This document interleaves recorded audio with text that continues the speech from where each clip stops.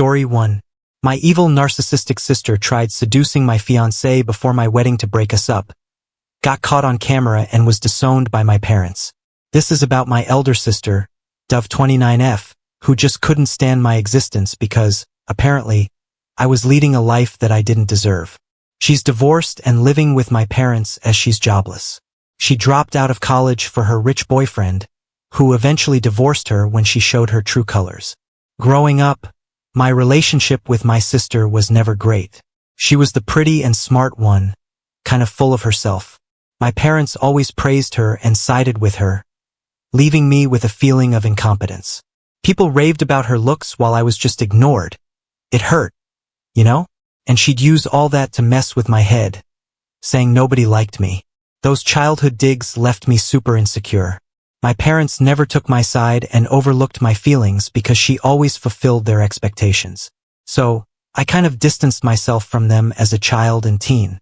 She always had friends over at our place when parents were at work. Her friends would mess with my room too, and once they even messed up my project and I almost failed. I was gonna tell Mom about that, but then Dove blackmailed me by saying that she would share my ugly pictures with my classmates. And as a 14-year-old, I got really scared. She never took responsibility for her actions, and telling my parents was pointless because they never paid attention anyway. She did a bunch of stuff that made me hate her guts. Mom never had my back, but Dad would sometimes call her out.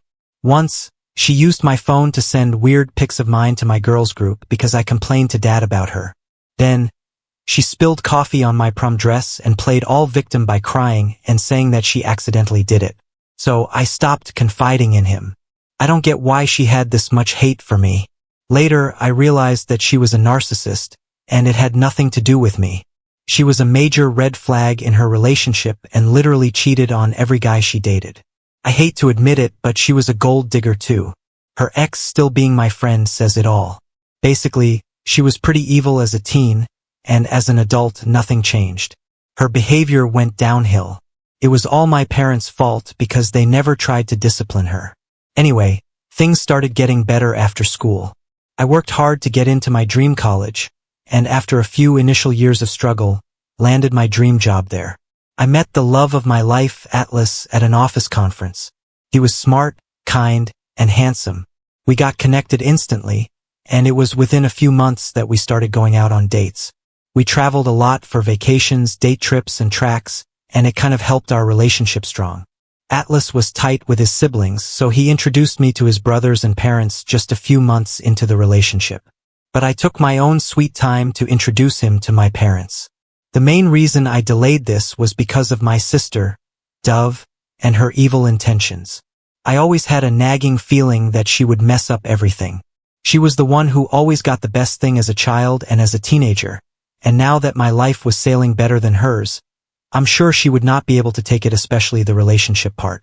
However, I could not delay for longer. Atlas was getting suspicious of my reluctance to introduce my family, so after a year and a half of dating, I told Dad about him. He was happy that I found myself a man who was worthy of me. He invited us for dinner. I was excited but equally stressed because I know Dove can go to any lengths to screw up my life. Though Atlas knew about my family dynamics, I still discussed it in detail. He was chill about it and said he'd handle things. A few days later, to my call to Dad, I got a call from Dove. It was surprising because she had never called me before. She was asking me about Atlas and when I would be visiting home. She was more interested in knowing details about Atlas. I'm guessing Mom would have told her that I was dating this guy, and we are pretty serious now. She's all trying to get cozy with me, and I was aware of the reason behind her interests. Now, I'm worried about whether I should really take the risk of introducing Atlas because I know her intentions are not good. I'm also thinking of an alternative to calling my parents over at my place to introduce Atlas. Update 1. Thanks for all the cool advice. A few of you commented asking more about Dove. Here we go. It's true that my parents, specifically my dad's stance, changed about my sister after her divorce, and she has ruined it for herself. She was very good academically, but as soon as she got into college, her whole focus was on her body and beauty. Dove met this guy, Jeremy, who was super rich and got into a relationship with him, ditching her studies. I was prepping for my college entrance exams during my school finals year, and she kept saying that I would never get my dream college. But I did. For the first time, I got validation from my parents. They were happy and proud of me, but my sister was envious when all the attention was on me and not on her. My parents organized a celebration party with close family and friends for my achievement. She wanted to ruin my party and hog all the attention, so she announced her engagement to Jeremy right there. You could clearly tell from Jeremy's expression that he had no clue about this, but she was successful in her mission of making that day about hers. Everyone got enthusiastic to know about Jeremy because he was apparently rich, as per my sister. Du always showed me the expensive gifts he bought her and would say that I'd never land a rich husband because I'm ugly and nobody would want to date someone like me, constantly making me feel bad. I told her that I was not a gold digger like her and could pay my own bills while she could have the rich husband she wanted. She was evil overall and was the most selfish person I've ever met in my life. A week later, Du and Jeremy got engaged, and I was already off to college and did not attend the engagement. During college, I never had any conversation with her. Going home for the holidays felt good because Dove was living with Jeremy. Even during holidays, she would off-tour vacations to exotic locations with Jeremy. After a year of dating, they got married at a lavish wedding. Of course, the majority of the expenses were covered by Jeremy. Dad paid for the remaining as a courtesy because she didn't earn anything. Their marriage sustained for a brief period, and after 3 years of their marriage, they got divorced. The reason I got to know was Dove didn't want to have a baby, but Jeremy was eager to become a father. Though he told me he never forced Dove but hated how she never disclosed her preference before and kept avoiding the conversation for 3 years. He also mentioned her drinking and partying habits, flirting with guys in bars, and that she married him only for money and had no emotional connection.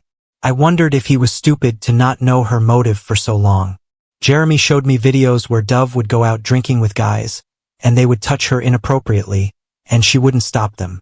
Good for him that he got rid of her. My parents sided with Dove and put all the blame on Jeremy for forcing her to have kids, never admitting Dove's fault. After the divorce, Dove moved in with my parents because she was not earning. She dropped out of college to marry Jeremy, and now after 5 years, she had no college degree and no work experience. She put up an act of being traumatic because of the divorce, but in reality, she was happy being free. Within a month of her divorce, she was back to her game of clubbing and hookups. Her life seemed to revolve around weekly dates and ditching people. Her Instagram stories were enough to let me know what she was really up to. After 2 years of my career, I landed my dream job with great money, and my parents were thrilled. I visited home after the job offer, and Dad was so proud of me. I couldn't be happier. We were having dinner when Dove returned home looking partially drunk. Dad was upset at her sight and said Dove should have pursued education like me and not messed up her life behind Jeremy, showing how much I was earning and that Dove was still dependent on them for money. Mom asked Dad not to make such comments. Hearing this, Dove lost it, slamming the door. That's when Dad realized how spoiled Dove was. He told Mom to put some sense in Dove, that she needs to take her life seriously and get back to her feet instead of leeching on them. I thought of her because later she came into my room and told me that I could never be like her, no matter how much money I made. She body-shamed me, pointing at my belly fat and chubby cheeks. I was just fed up with her. As a teen, I used to be heartbroken with all these comments, but now I just don't care. I laughed at her and said I really didn't want to be like her, and she clearly needed to fix her attitude. Oh my God. She unleashed her wrath on hearing this and asked me to get out of the house. I was like, this is my parents' house, and she was no one to boss over me. The next day, when I was packing for my return, I noticed that 2 of my dresses were badly torn, clearly cut with scissors. I went downstairs and showed my parents Du's childish act. Dad called for Dove in anger, but Mom tried to cover for her. That Dove was in shock and didn't know what she was doing. Dad warned Mom to stay out of it. Dad stormed at her and warned her to get her life together and that he could no longer provide for her and tolerate her narcissism. It didn't go down well with Dove, and she hated me for all this. Since then, I've been subjected to Dove's deadly wrath. I was unbothered by her hatred, but it became unbearable when she tried to make advances on my boyfriend. So, After much thinking and discussing this with Atlas, I finally decided to visit my parents with Atlas. There was no point hiding him from Dove because no matter how hard I tried, she would have eventually reached him. My friends advised me to better test the man now than to lose him later. Dove would succeed in his malicious intention only if Atlas gave in. With much dread, I showed up with Atlas to my parents. I tell you, she was just throwing herself at him. He was exchanging greetings with Mom and Dad when Dove just pushed herself on him for a hug. I don't know what made her think that Atlas would fall for her looks. She had changed her looks, dyeing her blonde hair black, getting all dressed up with a new dress, nails and hair all done, as if Atlas was there on a date with her. She was forcing her way into the conversation, and it was evident that everyone was ignoring her at the dinner table. She rushed to sit beside Atlas when I asked her to move and that I wanted to sit there. She gave me an annoyed look and moved. She kept asking Atlas about his interests, and if he said he liked something, she'd say she liked it too, even if she didn't. Then, she'd go on about how she and Atlas were so compatible and wink at me not to take it seriously, but it was obviously to cover up. Atlas was clearly super awkward. He ignored her and broke the conversation with Dad and Mom. Her crappy move was just so evident. After dinner, I went to take a shower, and Atlas was alone by himself when Dove walked in, asking Atlas to call her number as she was not able to find her phone. He did. This was all to get his number. How sick. He also told me that when I was busy with some other stuff, Dove tried to gain his sympathy by narrating her sob story of divorce and mental distraught, which took years for her to recover. The fun part was Mom also joined her in bitching about Jeremy. After a while, Atlas asked me if I wanted to go for a walk and give him a tour of the neighborhood. Before I could say anything, my sister stood up and said, "Sure." Atlas gave her a surprised look and said he wanted to have some alone with me. Her face was flustered in embarrassment, and she went inside her room. It's just been a few days since that visit, and I'm anticipating Dove to pull up tactics to lure Atlas inside her pants. No doubt, I'm scared of it, but I also trust my man and want to see how he handles her advances. Update 2. Hello everyone. I'm engaged. Atlas proposed to me last month on a trip. Yes, he went down on his knees with a ring, and I couldn't stop gushing over it. And yes, after my visit to my parents, Dove did try to pull her tactics of manipulating Atlas. She texted him asking how he was doing. Atlas is a cat lover, so Dove would bomb his inbox with cute cat videos, though she never had any affection for cats. After she got to know about Atlas gushing over cats, she got one for herself and now she records her and sends them to Atlas. For the initial few weeks, Atlas would show me Dove's desperate greetings and caring messages, asking him about his work. She pretended to be also caring, but after a while, he stopped telling me about her messages. I thought she had given up on him and moved on. We also kind of moved on from her topic. I mean, obviously, we had better things to do in life. We had a hectic work schedule. Once, I was scrolling through my social media and saw Dove added to Atlas's account, and she was liking and commenting on each of his posts with those cute, silly heart icons. She had even commented on his old pictures and videos of the last 7 to 10 years. I didn't get a good feeling about it, and out of the blue, I checked his phone. I saw Dove was still texting him every now and then, but her texts were there unread, and they were kind of weird.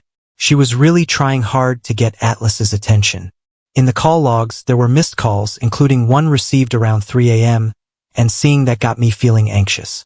So, I confronted him about why he didn't tell me about Dove texting him. Atlas got all nervous and said he was ignoring it and thought it was better we didn't discuss her. I pressed him about the calls and he stayed calm, then sat me down and explained that one day Dove called him when she was really upset. He got scared and thought something was wrong, and then she started talking about some traumatic stuff related to Jeremy and needing someone to talk to.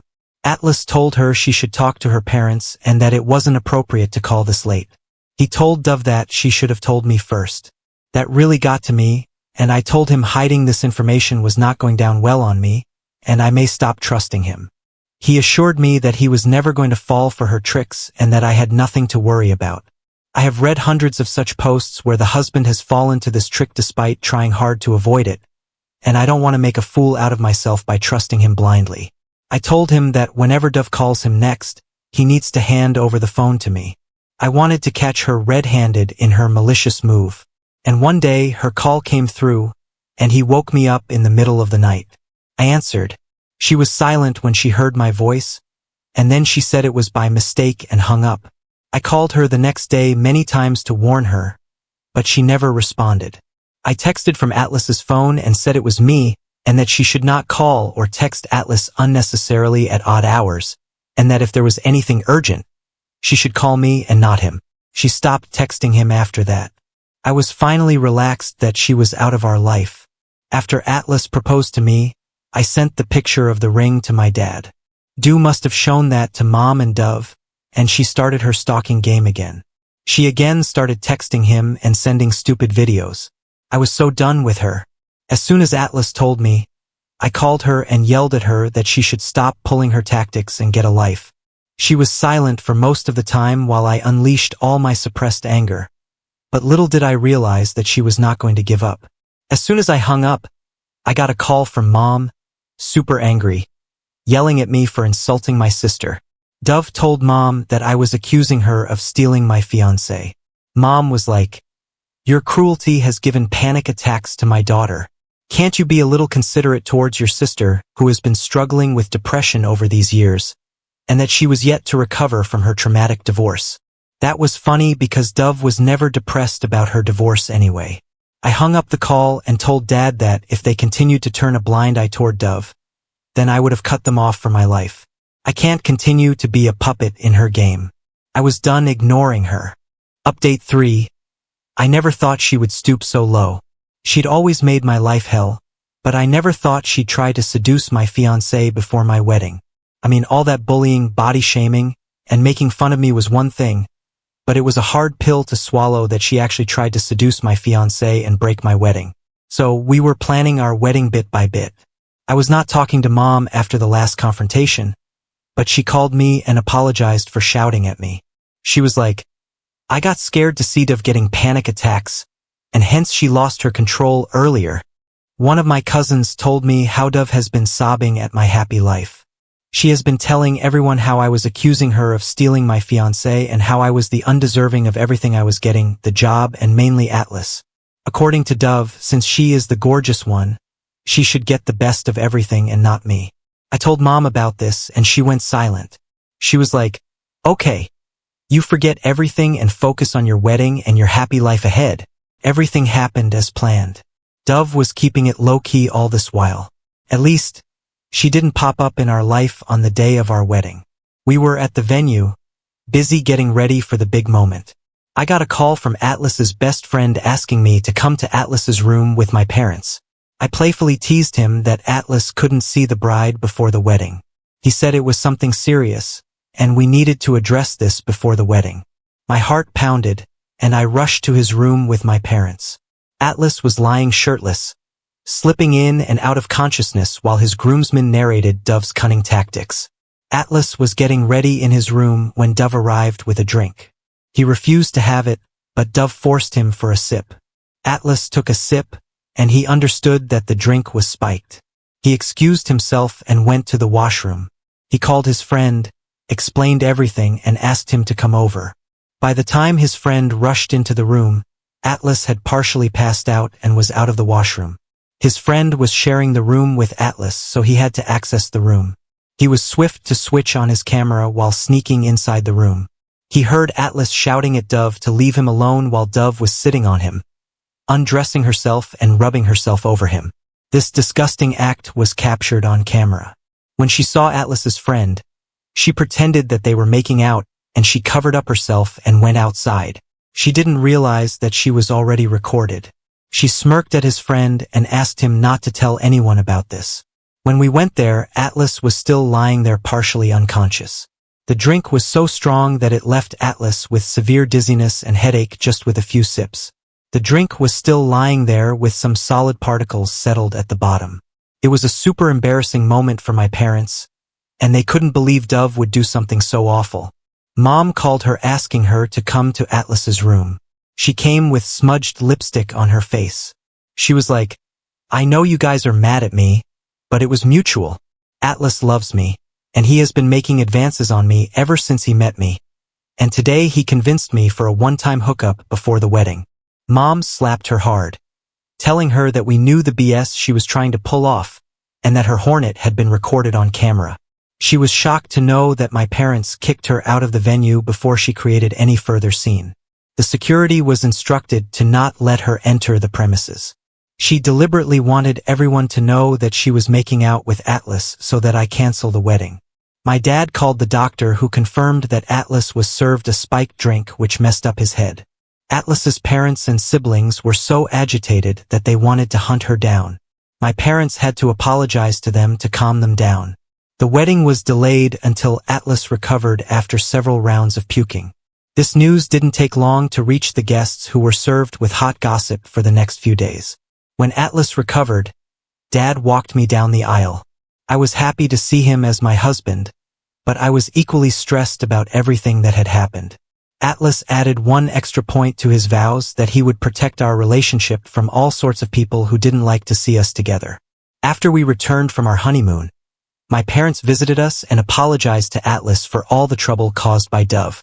Dad assured us that Dove would be out of our lives. He has actually kicked her out of the house and told her to live on her own. I'm still not able to get over the incident. My wedding was an inch close to being called off. If his friend hadn't recorded that, I would have never believed that Atlas was not involved in this. Now on to the next story. Story 2. Before we start, if you're enjoying this video so far, please consider liking and subscribing to the channel. Now let's continue. I'm heartbroken, and I'm done. I have no one. My wife and I have been married for 15 years, and we have 3 teenage daughters together. I'm tired of feeling like I'm an outsider in my relationships with all of them. I'm just an ATM and taxi service to my kids. My wife hasn't kissed me in 8 months. She has not said that she loves me in 1.5 years. No matter how much I communicate, try to plan anything or do anything, it is always shot down, forgotten, or dismissed. I don't get angry and don't yell. I don't get physical. I like to splurge during birthdays and Mother's Day. I throw parties and give gifts and try to show how much I love them. I get a lukewarm thanks, and if I'm lucky, a side hug that lasts half a second. This week was the breaking point. Father's Day, I woke up to an empty house. No note, nothing was written on the calendar, and nothing was said beforehand. I sent a text and I got back, I took the girls out for a spa day. Don't wait up. Then nothing, literally nothing. Dinner time comes around and they get home. I asked what they would like for dinner. Nothing, we already ate dinner. They went to my favorite restaurant without me on Father's Day. Cool, whatever. There is no mention of it being Father's Day. No, I love you. How are you? Nothing. Fast forward to Wednesday, which was my birthday.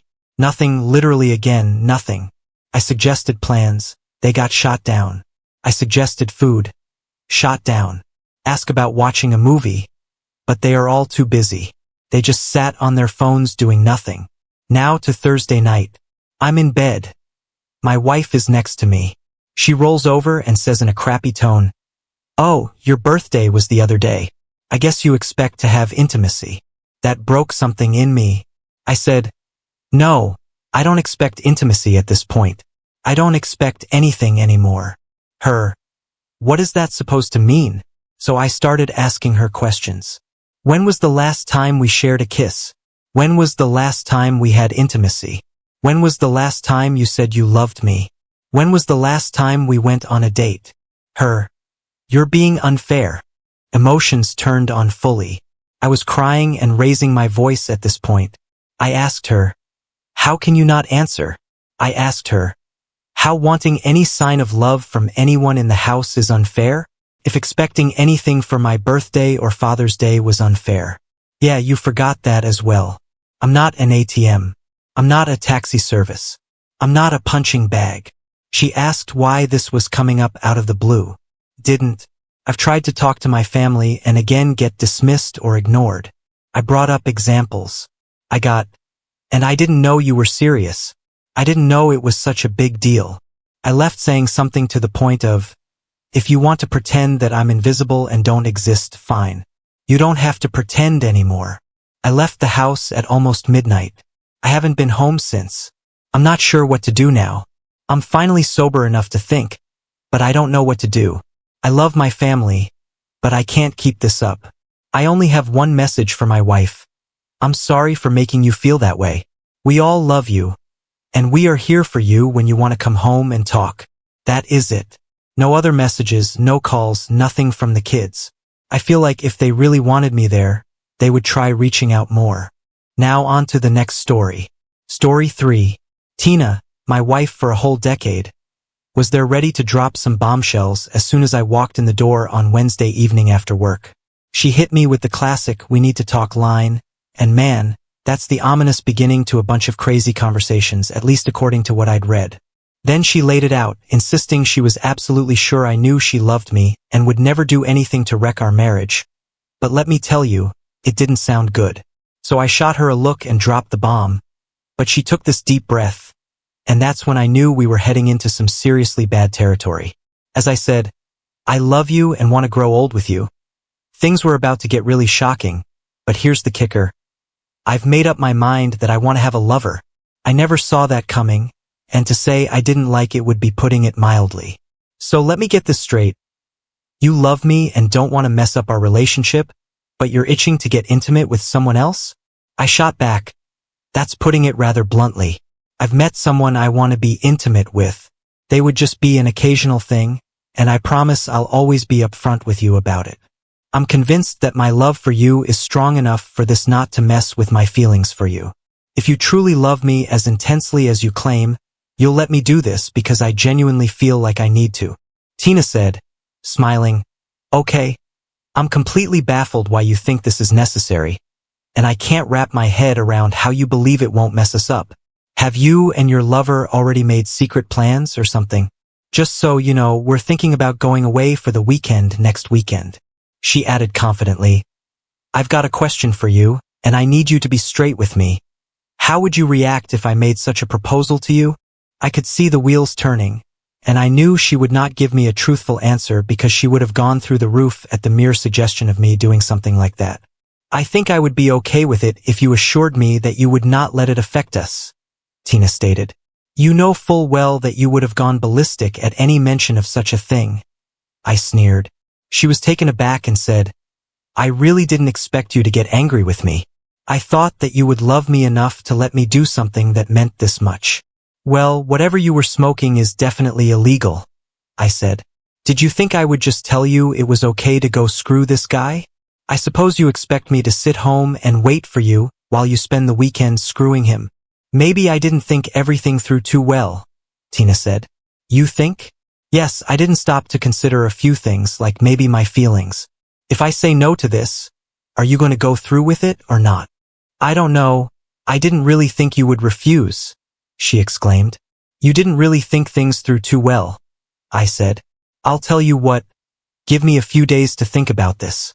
We can sit down Sunday afternoon and discuss this after I have had some time to think about it. You kind of shocked me tonight. I went to our bedroom and began moving my things to the guest room. What are you doing? She asked. I don't really want to sleep in the same bed with you when you were obviously thinking more about someone else than you are me. I slammed the door after I was in the guest room. I didn't sleep much, but I did come up with a game plan. I also came to the conclusion that if she went through with this, we were finished. The next day, I left the house at the usual time, but I never spoke a word to Tina. I called work and said that I needed the next 2 days for personal reasons. Then I went to work. I bought 3 voice-activated recorders. I put one close to the phone, one in the bedroom, and one in her car. I also found a phone tape recorder to tie into our phones and installed that. The next stop was the cell phone provider. Since my name was on her phone, I had no problem getting a copy of her phone charges. While she was still at work, I checked into her email accounts. She had opened one which I didn't know about, but the password was easy. I found a treasure trove there. At least I found it that she hadn't done him yet. I set it up to forward any emails on that account to me without showing that it was doing it. The last thing for the day was a pair of GPS locators. These were quite small and easy to hide. I was going to put one in her billfold because she would surely keep her cash and credit cards with her. The other would go in her car. I had a busy day but had things lined up to be able to know what was going on with her. The only other thing I needed in that respect was to get her cell phone and see what messages might be on there. I hoped to do that in the evening as well as plant the GPS devices. I checked her emails and found that she and James Williams had exchanged several emails. James Williams was a coworker, and I planned to rain on his life like he did mine. The emails made it plain that the next weekend was a go. What I said would make no difference. Friday, I went to a highly recommended divorce lawyer. I instructed him to kickstart the divorce proceedings, citing adultery as the cause. James Williams was named as the guy, and I was dead set on suing him. My lawyer assured me it would be a piece of cake if I had solid proof. Well, I laid it all out for him. Emails, phone records, and I even spilled the beans about the upcoming audio tapes. He was thrilled and promised to get the ball rolling right away. When Tina came home that evening, I ignored her and didn't even speak to her when she was making supper. I walked out and went to a bar to eat and have a few beers. When I arrived home, she stood up and began to talk to me. I just walked past her, went into the guest room, and slammed the door. The only chance she had of saving our marriage was to cancel her plans with James. But I didn't think that was going to happen. I ignored her the rest of the weekend until Sunday afternoon. I told her that it was time to talk, and we took seats in the kitchen. I went first. You might have surmised that I am not at all happy with your request. I have given it a lot of thought and can think of no way that I can be okay with this. James said that this would not affect our marriage, but as you can tell, it has already had a very bad effect on it.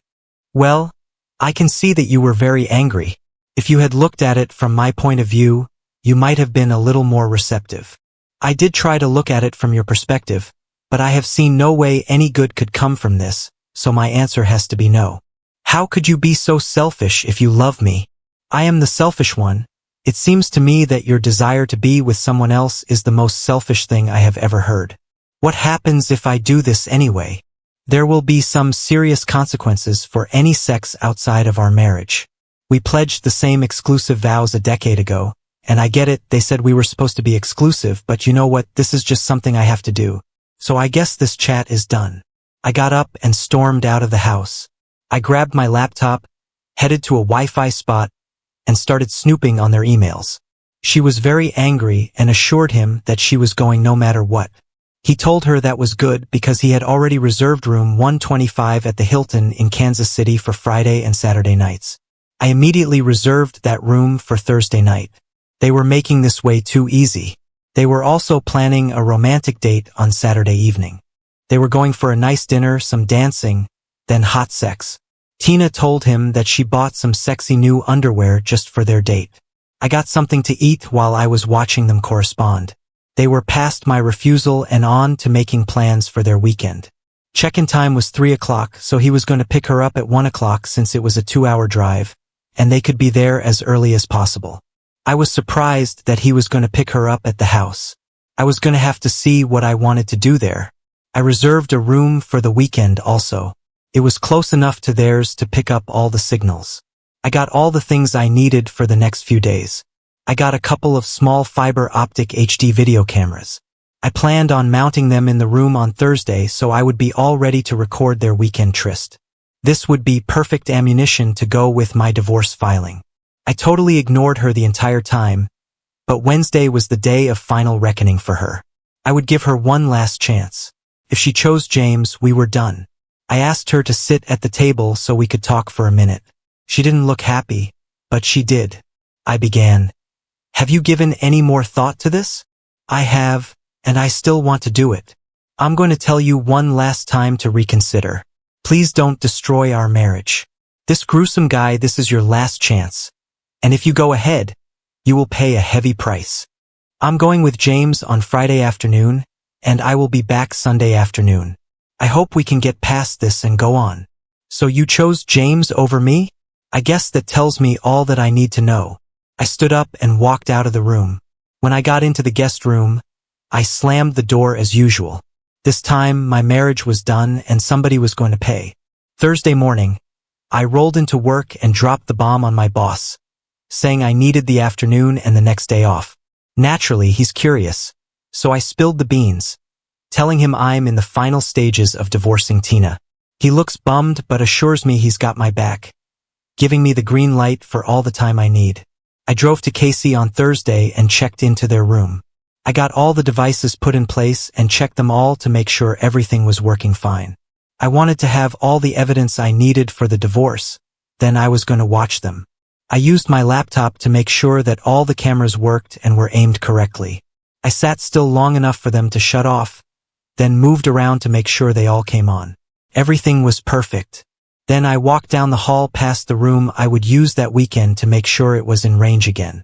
It was okay. I drove back home and contemplated the end of my marriage. I had one more stop to make. I stopped at a gun store and bought a small can of pepper spray. I was going to use this to mess up their romantic date. When I got home, Tina was standing in the kitchen. She looked at me expectantly, and I just walked past her without a word. I slammed my door again. Tina came into my room and wanted to be friendly. I told her to save it for James because I didn't need mercy. I turned my back on her, and then she left. I slept fitfully that night but had everything in place to end this. Friday morning, I got up and left at the normal time and never said a word to her. I went to the lawyer's office and signed the papers.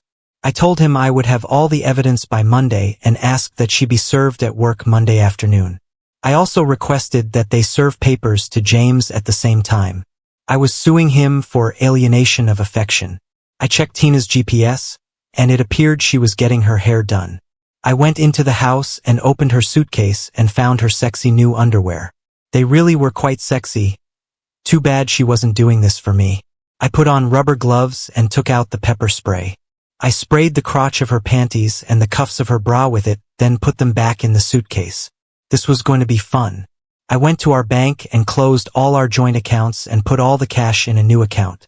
Then I canceled all the credit cards which had both names on them. After a satisfying morning, I went home to say goodbye to my wife. It was 12:30, so I knew she would be getting ready for her new man. When I entered my house, Tina was not to be seen, so I assumed she was upstairs getting ready. I walked up to her room and walked in. She stood there in some sexy underwear I'd given her once. She went to cover herself, but I told her not to be stupid as I had seen it before.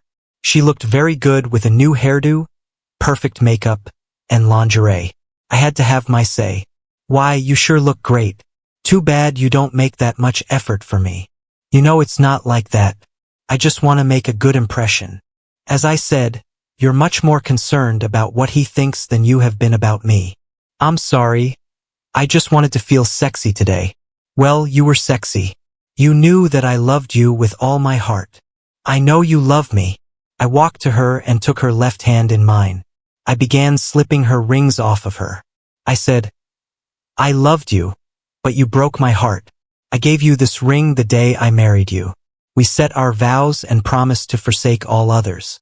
That meant something to me, obviously not so much for you. I don't want the ring I gave you on your hand when you were stroking another guy's tool. The engagement ring was my mother's, so I will keep that for the same reason. I slipped both rings into my pocket and let her hand go. She looked stunned but didn't argue with me. I won't be here when he comes, but I don't want him to come into my house. You cannot let him in here.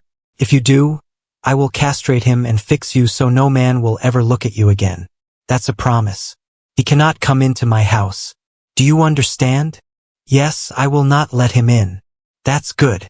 I will be watching. Why are you being like this? Because the love of my life has just trashed that love. I hope this weekend is worth the consequences. Goodbye, Tina. I turned and walked away from my soon-to-be ex-wife. She was hollering at me as I walked out, but I was done with her. I parked down the street so I could watch. I made sure I was parked where Tina could see me. If he went in the house, I was going to jail, but they would be hurting worse pretty soon. His car drove up. He walked up to the door and rang the bell. Tina opened the door and came right out with her suitcase in hand. She sat it down and put her arms around his neck before giving him a long, deep kiss. As he picked up her suitcase, she looked my way and gave me a smug grin. She sat right next to him in the car and gave me the smug look again as they drove past me. I flipped her off, and the smug look disappeared.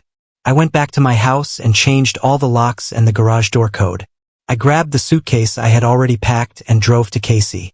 I checked in and went into my room and immediately set up my laptop. The camera pointing to the bottom of the bed showed Tina naked. There was obvious evidence he'd already screwed her. It was also pretty clear that he hadn't lasted too long. He came out of the bathroom. He was naked, and I had to laugh. He had a very small tool. Tina was accustomed to much more meat than this little guy could deliver. About that time, James walked to the bed by Tina. He was hard again and ready for another go at her. She smiled at him and opened her arms. I laughed when she reached for his little tool. He didn't have to take it easy because I would be surprised if she could even feel that little thing inside her. Wow, did she make a lousy trade? This guy was pitiful. I could see a bit of frustration on her face as he rested it. It did not appear like she was going to be very happy with the results of this weekend. She was going to come home frustrated, then get kicked out of her ass the next day. He was soon ready to go again, and he gave her another less than thrilling 4-minute session. He had already done it 3 times, and she wasn't even close. This was going better than I'd ever hoped it might. I had to quit watching and went out for supper and a couple of drinks. I left everything recording to have all I might need for the lawyer, and also to rub her nose in what a loser she had picked. When I returned, he was asleep, and she was looking even more frustrated. This really was fun. After I got over the pain of losing my wife, I went to bed thinking about how much fun I was going to have messing with them tomorrow. I thought about some of the hot babes I had seen in the bar and knew I would soon be free to pursue them. I fell asleep with a smile in my heart. There was no more anguish for me as my course was plotted, and I knew where I was going. I awoke refreshed and ready for some fun. I showered, then went out for a nice breakfast and picked up some snacks in case I could not get away later. I went back to my room and called the local florist. I ordered a bouquet for Tina. I had always given her one just like this on our anniversary. Since there would not be another anniversary, I wanted her to think about what she was jeopardizing. I asked for it to be delivered at 11 a.m. I hoped my timing might be good, but it didn't matter. The timing was perfect. They got dressed and went out for a while.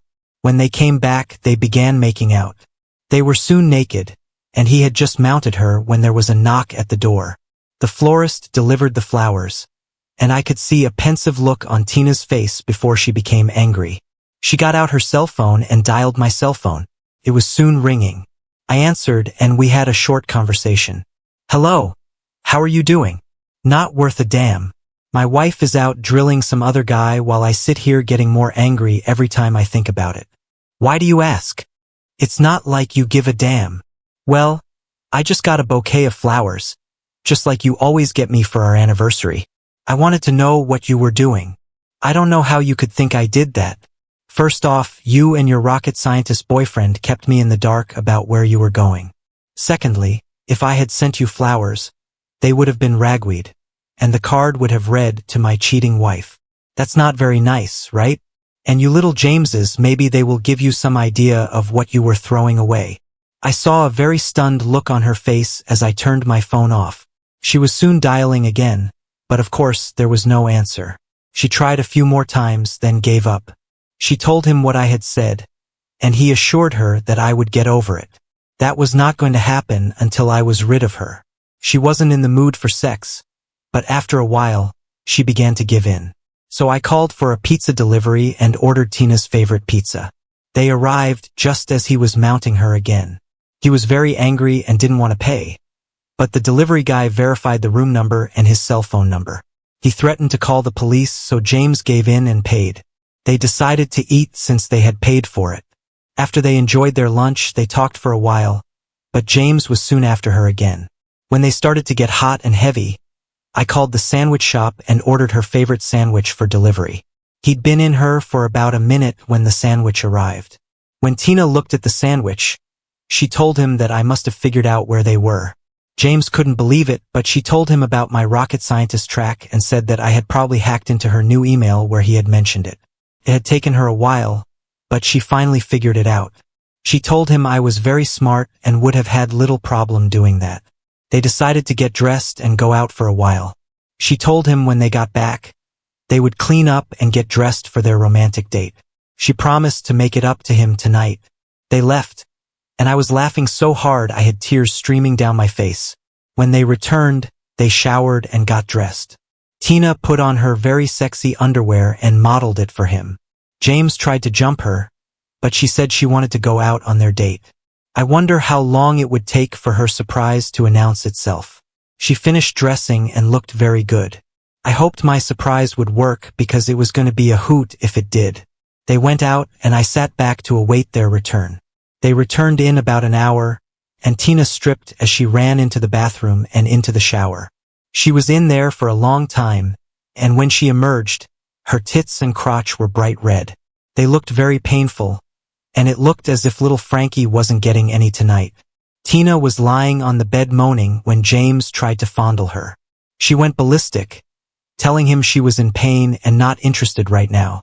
She said there must have been something in her new lingerie that she was allergic to. Too little did she know I spent some time organizing all my videos and making DVDs for the lawyer and James's wife.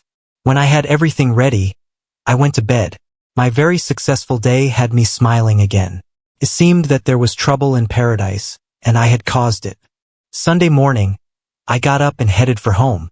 Tina was going to be in for much more help when she got home. Then tomorrow it would all be over. When James dropped her off later that day, he didn't even carry her bag to the door. He just let her out. I was sitting on the couch watching a football game and didn't even acknowledge her arrival. She announced that she was home, and I just said, "So?" She walked between me and the TV and gave me a sexy smile. "I thought you might be happy to see me. You are not dead. What would give you that idea? Do I look like I got stupid over the last few days? I know you did, but I didn't. I never thought you were stupid and did think that you loved me enough to get past this. Well, I loved you with all my heart, but that was in the past. You broke my heart when you went with him, even after I had repeatedly asked you not to. I told you how I felt, and that meant nothing to you. So as far as I was concerned, once you left with him, I didn't really care if you came back or not. I can't believe that you feel that way about me. Well, believe it because you messed up big time. I don't know if there is any chance for us going forward. I will do anything to make it up to you. I realize now that I made a huge mistake. Is there anything I can do? You can drop down on your knees and eat me. You know I can't do that. I know you won't do that, so I guess that tells me how much your promise to do anything to save our marriage is worth. It's worth about as much as your promise to be faithful when we married. I was thinking about you all the way home today. I really want to make love to you tonight. I need you. You need me. I don't think so. As far as making love to me tonight, there's not much chance. Did you have little Frankie use a condom every time he had sex? You know he's married and I can't have children. Do you think you are the only one who's used the routine with you? You are now damaged goods as far as I am concerned.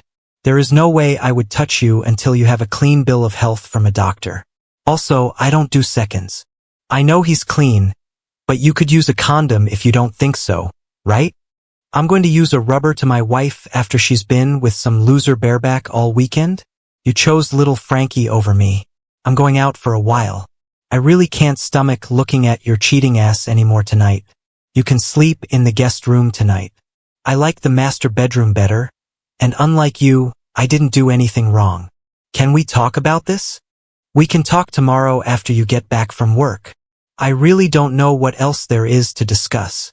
I walked out of the house and walked to a nearby bar and grill to get some supper and clear my head. Actually, my head was clear as I knew exactly what I was doing. I just wanted to get away from her. I don't really drink, so I just ate, then went for a long walk. When I got home, she was in my bed. I looked at her and told her to get the hell out of my bed. This is our bed.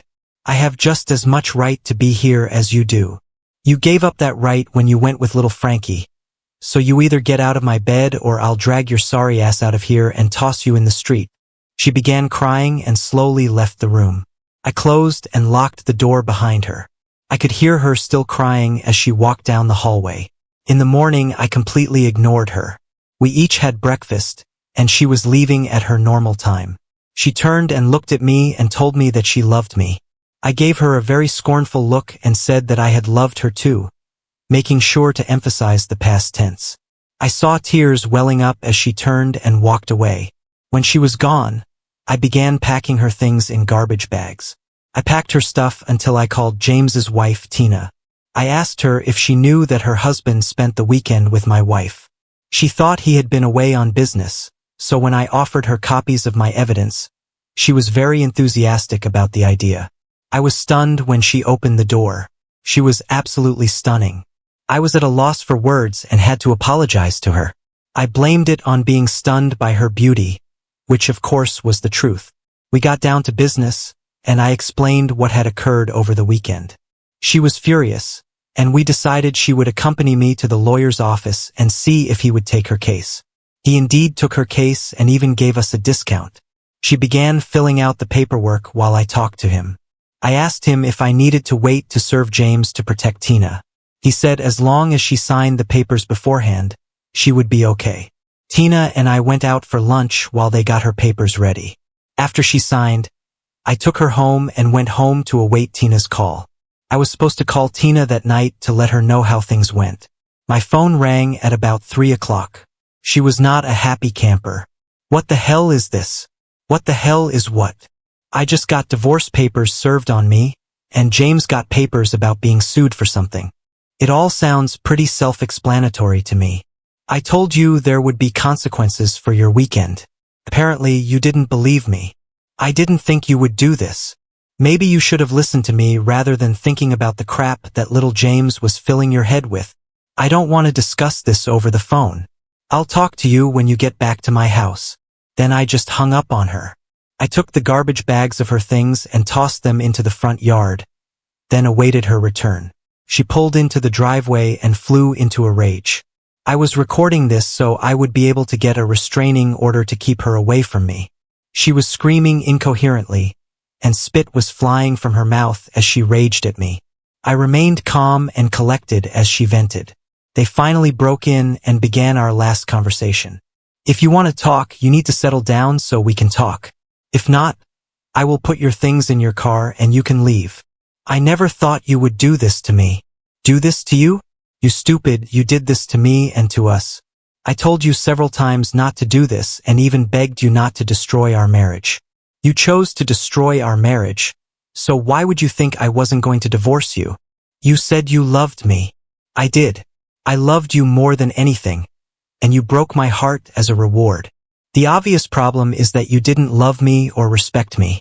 I can't live with someone who has that low of an opinion of me.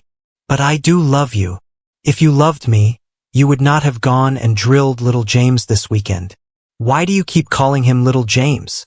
I had video cameras in your room and recorded the entire weekend. It should be obvious why I call him little. The first time I saw his pathetic tool, I laughed until I cried. I wondered if you could even feel it inside you. I noticed that you weren't climaxing like you do when I drill you. We don't drill. We make love.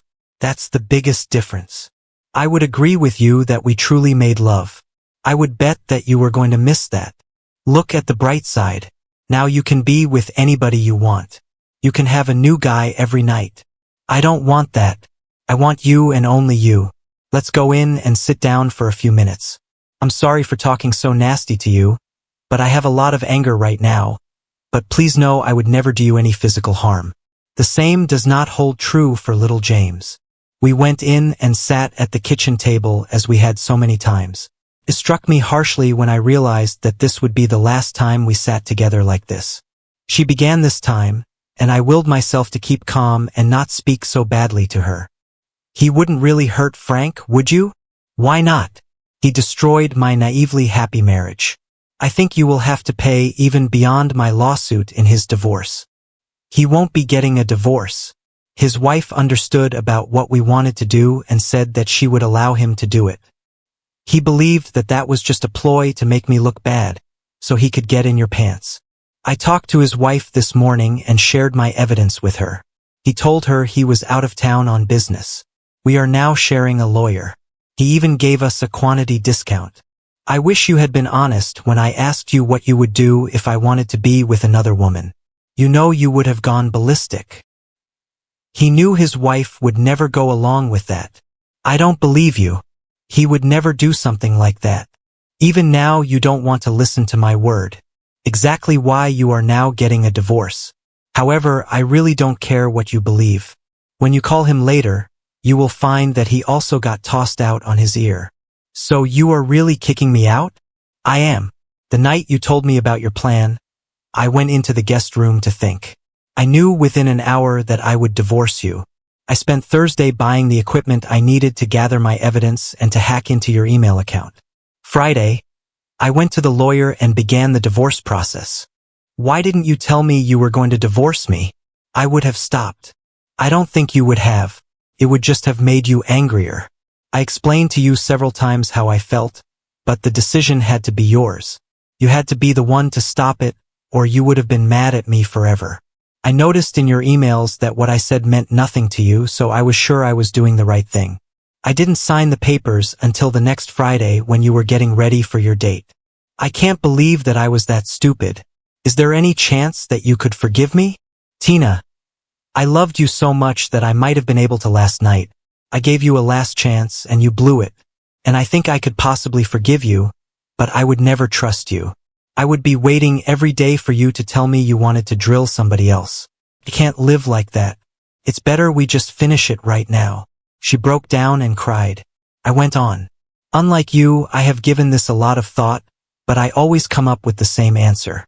I am going to divorce you, and I am going to destroy little James like he destroyed my marriage.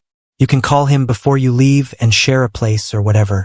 Don't try to use your credit cards. They have all been canceled. I left half the money in our checking account for you, but I took my name off of it. I will split our savings with you. You can keep your car, but you will have to make the payments on it. You can have all of your clothes and personal things also. Once you find a place to live, you can have as much furniture as you need. The house is mine. If I do sell it, I will split the proceeds with you. This is all spelled out in the divorce papers. If you want to fight it, I will use all the evidence that I have and it will destroy you. I don't want to do that, but I will if I have to. I won't fight it. This is all my fault. I just wish I could take it back. Well, you know the difference between a cheating wife and a light bulb, don't you? Know what? You can unscrew a light bulb. She didn't think it was very funny. I told her that it was time for her to go and let her out of my house. I put all her things in the car. She watched and cried when it was packed. I opened the door for her, then handed her one last thing.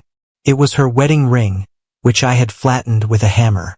I told her that it was now just scrap gold, which should bring her a good price. I closed her door, then leaned in and kissed her on the forehead. I said my last words to her. Goodbye, my love. I turned and walked back to my lonely house. I didn't even watch her drive away. I couldn't have even if I'd wanted to. My eyes were filled with tears, and I cried for another hour until I was totally drained. It was time to consider my options. As I saw it, I had three. 1. I could crawl inside a bottle and drink myself into a stupor. I barely drink and don't like the morning after, so that was no good. 2. I could make everyone happy and kill myself. I would not give her the satisfaction of doing that. 3. I could stand up tall, knowing I had done nothing wrong, and move on with my life. One vast improvement would be the absence of Tina. That brought a smile to my face. I stood up straight, and still smiling, called Tina's number. We made plans for dinner that evening, and I knew I was on the way to being healed. We might end up being just friends, or maybe I could trade up because the vision of her still lingered in my mind. Now on to the next story. Story 4. I told my golden child sister to off herself because of how she acts. I don't regret it.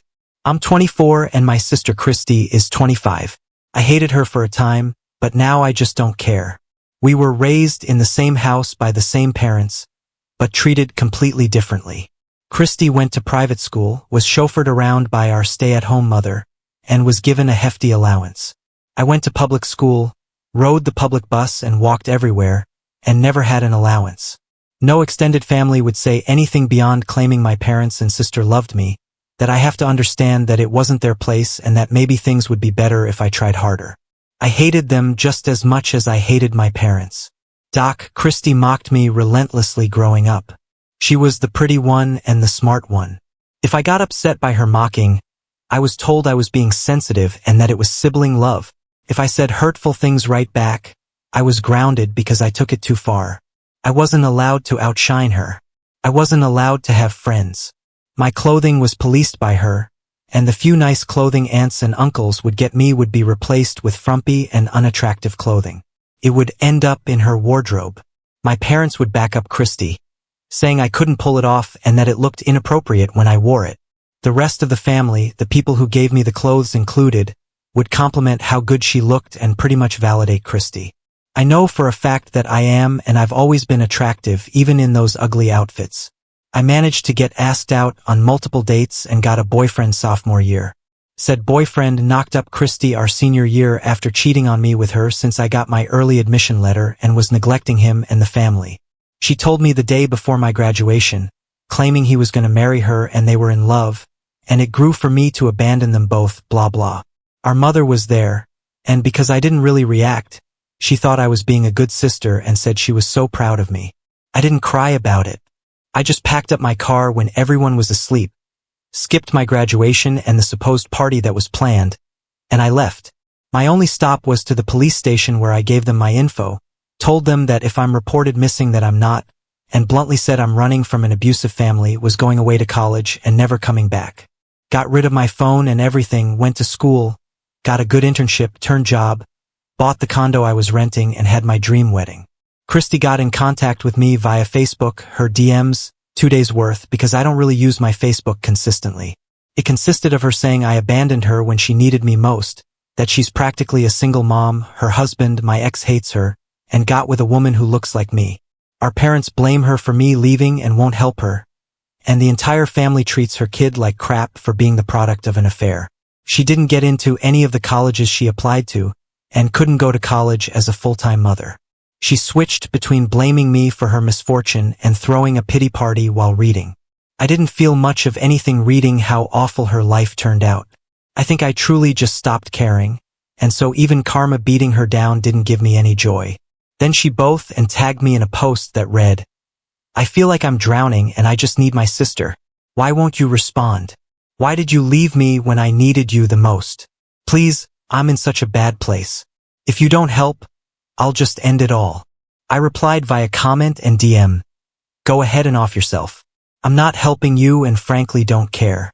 You stopped being my sister the day you gave me bleach as a gift," and blocked her shortly after. The logical part of me is telling me that was wrong, but I just can't bring myself to care enough to feel guilty if something happens to her. I still don't think I'll care. This is contrary to what her family and friends think, all people I've blocked without bothering to read their messages. I'm sorry. Did you say she gave you bleach as a gift? What is the context there? Telling her to go ahead and kill herself is F up. I don't judge you for feeling that way though, but it might have been better to say something like, "I'm not there for you because when I was you treated me like a punching bag and got knocked up by my boyfriend." Maybe try getting some sympathy from someone you haven't mistreated their entire life. You reap what you sow. I find the direct and ugly truth works better with these things, and since you are only saying the truth and not being actively cruel, other people can't really blame you or call you mean. But man, your sister is delusional.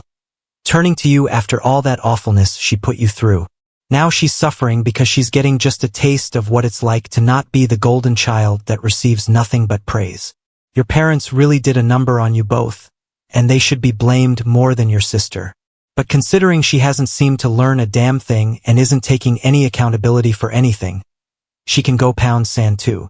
Edit. The context for the bleach. My family is Black American, and while Christy was always light-skinned, I was much darker than her. Both my parents, for my 14th birthday, her gift to me was a spa kit that consisted of skin lightening products, exfoliating products, and a bottle of bleach. She told me that I needed to lighten up and that was the best gift anyone could give me. She wasn't grounded, but I was when I threw her gift out and didn't apologize when she started crying. Update, mother-in-law got arrested. Not a good thing, but I'm happy regardless. This happened 2 days ago. She said it was worth it once my husband Derek and I bailed her out. No charges are being pressed against her. something I'm extremely happy about. This is somewhat of an update to my previous post about my sister Christy and my response to her unliving threat. It wasn't nice and I still don't feel guilty. My mother, who'll be called Emma, was able to get in contact with my brother Cam not long after Christy's post was deleted. He didn't tell me at the time, but he thought it was our maternal grandparents calling. It wasn't. He did talk to her and shared that I was married, had a good job, and so on. He essentially was rubbing in her face that I was living an amazing life and didn't need them. He admits that he saw red when she didn't believe this because I never posted about any of that stuff on Facebook again. I don't really use it. If I want you to know something, I'll call or text. He sent her pictures of my wedding, specifically pictures that showed how extravagant and intimate it had been. We only had 32 guests, and because of Mill's and Phil's contributions, we were able to have our dream wedding at a beautiful venue. Kim also listed all of my other achievements and talked about how I finally had parents who loved me and treated me properly. I can't even be mad at him, even though he thinks I should be, because Emma figured out where I was based on his bragging about having mended his relationship with me and me staying with him based on that. He thinks that's how she figured out where to start looking. Plus, our shared and individual friends and my in-laws are far more active online than I am, and not all of them have their accounts private. Kim follows them and they follow him, so he feels like he's to blame. She doesn't know where I live, hopefully, but she was at a cafe I normally go to with my Mill. She and Phil are adamant about group and solo bonding with their children, and I'm always included in this tradition. I was with my Mill, and well, Cam wasn't exaggerating about me having parents who now love me. When I first met Derek, I had a hard time opening up to him, and we both agreed to start as friends and see where things went when I was comfortable with the idea of any kind of intimate relationship. His parents were so kind to me, and when we started dating, I had difficulty with them. It was my Phil who sat me down one night after dinner and told me that their son loves me, and they can see why, so I should love myself and allow myself to be loved too. By that point, I had spent 3 months observing how they treated Derek and his older brothers, how close Derek was with his parents and brothers, and how healthy their relationships were. I blubbered and can admit I fixated on him ruining my makeup. It was my obsessing with my appearance instead of dealing with the internal crap phase, and Phil just hugged me and said I was adorable but shouldn't ignore my feelings like that because it would just fester. Chike. Amazing. And I love him so much. This random tangent, but that memory came to mind anyway. Mill and I came to the cafe together, and I'm going to be honest, I didn't really recognize my mother until I heard her speak. Her voice is the same voice that used to insult me and yell at me, no different after so many years. She gained weight and was still as attractive as ever. But I don't know, I didn't immediately realize it was her. I realized who she was when she called my name, and I just turned around and left. I didn't realize my Mill wasn't following me until I was back in my car and about to start it. I got back out and went to go get her. I felt horrible for just leaving her behind like that. Mill seemed calm when I got back, but Emma was not. She was mid-sentence, and what I heard was, "Your daughter? Who do you think you are?" She shoved my Mill and Mill said, "The one that loves her the way a mom should. Who do you think you are?" And then Mill wasn't so calm because Emma said, "That lying pig real mother." That was all it took for her to jump on Emma. She got in multiple punches before I got her off, and cops showed up not long after. I guess the cafe workers or customers called before things escalated. Either way, she was arrested, and Mill was bailed out ASAP. She told me it was worth it the moment we were in the car, and I just started laughing and crying when she ranted about how angry Emma made her, thinking she could call my daughter anything degrading and get away with it. She said she was so happy I ran away and found them because she couldn't believe anyone could insult me like that when she knew what type of person I am and probably have always been. You just weren't allowed to be that person. I should have hit her harder. Is it awful that I feel so good about this? It's like my child self is getting her wishes, however delayed the granting is, and I'm just so happy someone loves me enough to be angry for me. Growing up, my parents never defended me from anyone. Most of the time, they'd openly agree with any insult directed at me, even when I was right there. As a footnote, I noticed some comments asking for an update on Christy. In a comment, I said she deleted her post not long after I deleted my comment. The few people whose messages I actually read claimed they were going to have a wellness check done and told me if something happened it would be my fault. At the time, I didn't know Cam and Derek were both getting messages too. Derek's response was to send everyone a comprehensive list of everything I had ever vented to him about it. It included some of what I vented about in my first post, but also some other things that I've told him about. He ended each list with a question. Why should my wife feel any shame for responding that way to one of her abusers? No one responded to him, and unlike me, he never blocked anyone. Cam's response was to shame them and reveal that Christy has always implied unliving herself to get her way, just like her mother. He shared old texts between him and our parents and some between him and Christy as proof. Yes, she has always done that, and so has our mother, but I didn't know they did that to him too. No one responded to him either. I don't know if there was an actual wellness check. Cam has blocked everyone, including both sets of grandparents, so I guess I have another partner in my NC boat. Cam has apologized and offered to cover Mill's bail. Derek told him no, but that he could host a small gathering celebrating Mill's accomplishment instead.